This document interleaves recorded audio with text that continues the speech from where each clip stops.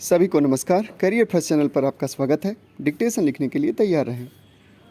Yes, ready, start. Bharat एक विशाल राष्ट्र है और यहाँ पर नदियों का जाल सा बिछा है। भारत में दो प्रकार की नदियाँ हैं। प्रथम प्रकार की नदियाँ हिमालय आदि ग्लेशियर से निकलती हैं, जिनमें वर्ष भर जल की आपूर्ति सुगमतापूर्वक होती है। ये नदियाँ अपने आसपास के क्षेत्रों को हरा भरा करती हैं और पेयजल, जल विद्युत आदि बहुत प्रकार की सुविधाएं उपलब्ध कराती हैं।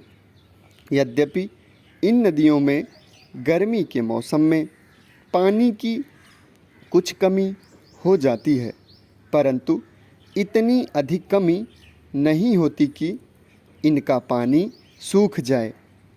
वर्षा के मौसम में इन नदियों के किनारे के शहर आदि बहुत बड़ी विभीषिका झेलते हैं और यह विभीषिका बाढ़ की होती है।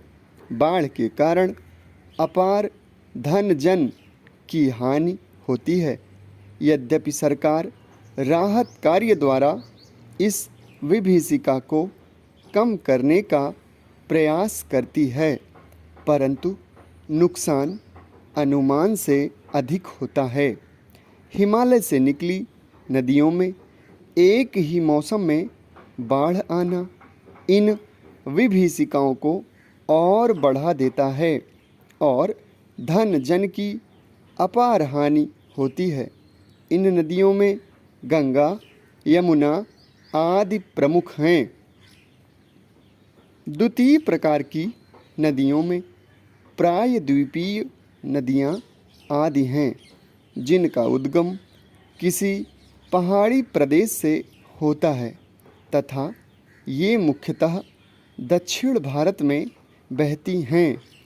इन नदियों में गर्मियों के समय पानी की बहुत कमी हो जाती है और यही नदियाँ बरसात के समय विशाल स्वरूप को ग्रहण करके अपने आसपास के क्षेत्रों को जलमग्न कर देती हैं तथा फसलों को बर्बाद कर देती हैं। मृदा क्षरण बहुत बड़े पैमाने पर होने के कारण भी क्षति अधिक होती है। प्रायद्वीपीय नदियों में कुछ में नाव परिवहन होता है, लेकिन सीमित मात्रा में।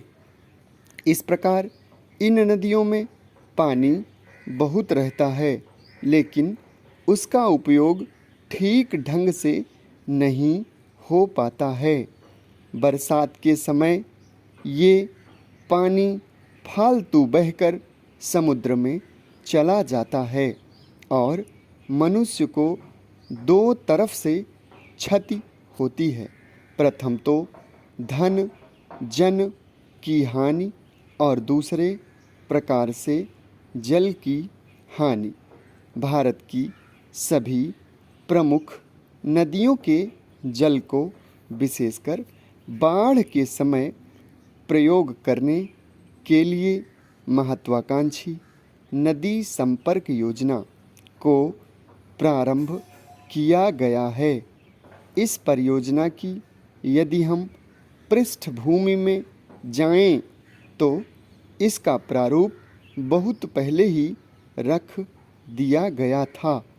1960 में देश की प्रमुख नदियों को आपस में जोड़ने का एक प्रारूप प्रस्तुत कर दिया गया था, लेकिन तत्कालीन लोगों ने इस पर अधिक ध्यान नहीं दिया। इसके बाद 1972 में के.एल.